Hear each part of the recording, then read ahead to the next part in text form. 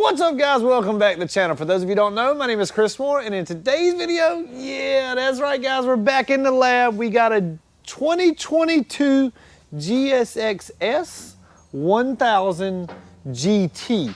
Now, this is a brand spanking new model. This is our first time getting to tear into one of these things and work on it.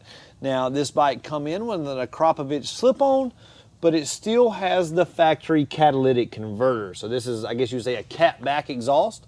We're gonna fire it up here in just a second so you can see what it sounds like, hear how the bike runs. Then, later in the video, we're gonna be installing a Brox Performance full pentacarbon exhaust system. So headers, everything, the cat will be gone. We'll be installing a Sprint P08 air filter. And then we're also going to be removing the restrictor plate out of the Airbox to open up the airflow to get some more horsepower to this thing. Then we're putting it on the dyno and flashing the ECU, removing all the restrictions and tuning this thing in to get the most horsepower possible and the smoothest drivability. Stay with us, guys. We got a lot to do in this video. Here we go.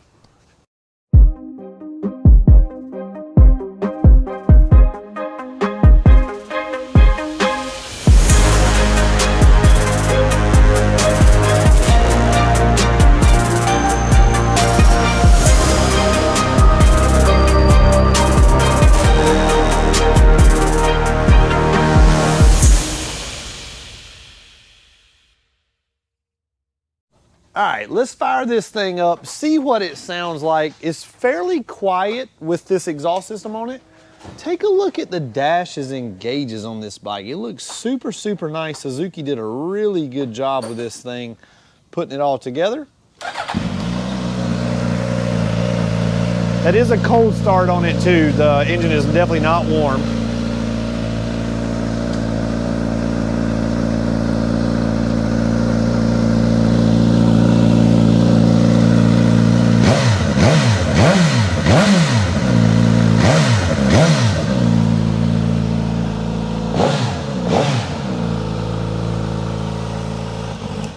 All right, we're not gonna get it too hot because we're fixing to tear into this thing, but we're gonna get the headers off and get some more sound out of this thing. Take a look at the extra running lights this customer has added down on the front fenders. They look super, super nice as well. He's also added on quite a few other options. We got a cell phone charger here, quite a few other things that he's got to hook this thing up on his brand new bike. All right, guys, we got the Airbox all taken apart. Remember how I told you we were gonna put a new air filter in this thing and remove the restrictor plate? Well, we got this air filter out and there is no restrictor plate from the factory. Now the GSX-S1000 GT, no restrictor plate, and the air filter is different. The air filter that we have does not fit. Now we have already worked on another 2022 GSX-S1000, which was just the base model, that did have the restrictor plate and did have, or did it? Yeah. The one we just did the other day. It had the air filter like that. Yeah, but that was the blue one, right? That was the F. Well, the other 2022 had the restrictor plate too. It did? I believe so. Okay. Anyways, it has been confirmed. The other 2022 GSX-S1000 did have the restrictor plate. We hope, we think. I mean, you can see. We're the #1 source on YouTube for information like this. Yeah, you actually can. Yeah, he's right. So right here is where the restrictor plate would bolt. Why the GT doesn't have that, or maybe the customer, we're getting some really bad information here. Maybe the customer already removed this. No, he told us to remove it. Yeah. The customer told us to remove it. They don't have one. Anyways, if you have a GSX-S1000 GT, there is no restrictor plate in there, and it does take a GT specific air filter. But we're gonna continue on buttoning this thing back up. We're still gonna be able to go through with the tune, all that good stuff. We're just gonna make calculations for the added air filter. But we're gonna get this exhaust installed. Take a look at how small the header is on this thing. If we get down here, let me turn on my old trusty flashlight. You can see this exhaust on this thing, super, super small right in here. It even pinches down really small, but the headers on this thing are tiny from the factory. I think this exhaust, not only is it going to open up a lot of sound, but it's going to open up and increase some horsepower. Now, I looked and saw there's one more video, Dyno and a GT. Cycle World did a test on it, and theirs made 135 horsepower. So it'll be interesting to see how much this one makes with the exhaust in tune. All right, guys, I did my homework. Pulled up, we are a Suzuki dealer here, so I pulled up Suzuki Connect, the official Suzuki parts diagram, and I looked up the air filter for the GSX-S1000 2022 and the GSX-S1000 2022 GT. They're the same air filter and the same airbox. Neither one of these have a restrictor plate in them. I was 100% wrong on that. We just did a 2020 GSX-S1000 last week. That's what had me and Drew confused. It has a restrictor and of course the different air filter in it. I don't know if anybody has an air filter for this thing yet, but it is definitely different from the older one, unfortunately. So anyways, I just wanted to update you on that, let you know you gotta write it down. I did make a mistake. And finally, we're on to the fun part. We got this thing fully installed. We went ahead and put the bag on there too, so we could see kind of the angle the exhaust will be coming out at the bag. Now the customer said with the Akrapovic exhaust, he put a little heat shielding here just due to the fact that the factory exhaust comes out here and of course is deflecting the heat out behind it. Well, with the aftermarket exhaust, it deflects the heat a little under it. So in order to protect it, we got a little bit of heat tape there. Another thing we did have to do with this Brox exhaust, because this particular exhaust system is made for the GSX-S1000, and it is actually made for the 16 through 20 or whatever it was. But anyways, it's very close to the radiator fan in there, so we had to put a little spacer. There's a bracket right here. We had to put a spacer in between the engine block and the radiator bracket to scoot that out just a smidge. But let's go ahead and fire this thing up, see how it sounds. We've already warmed it up, tested everything out. Sounds super good.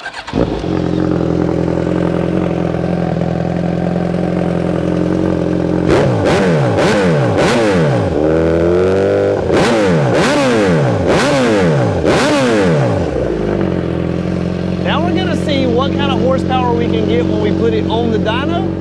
Remove all the restrictions from the ECU and then tune this thing. Let's get going right now. Here we go, guys. Time for the baseline pull on this GSX-S1000 GT. Now remember, this is the first one of these we've ever had on the dyno. I'm really curious to see how it does. Also, comment in the comments below. This is my first time, not actually the first time, the second time using my new wireless microphone. So the last time I used it, it did great as far as my just speaking, but it didn't sound too good on when the bike was running.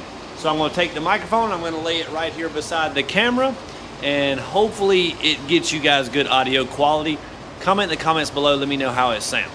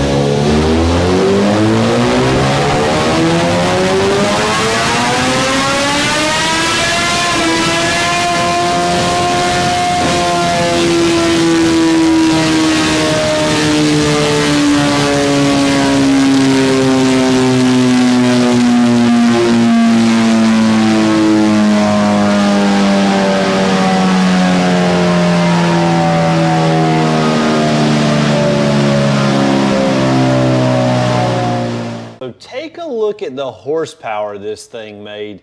You can see and you can hear it in the video. Hopefully you could hear it. Hopefully the microphones were good. But the thing goes up and makes power and then literally falls on its face. And it came back for a second and then it just continued to fall on its face again. Now even here, this is Still wide open throttle, 55 horsepower. That's how much it's cut itself down to. Now the torque on this thing looks really, really nice. Almost a perfectly straight line on the torque. So it's making around 68, 69 foot-pounds of torque.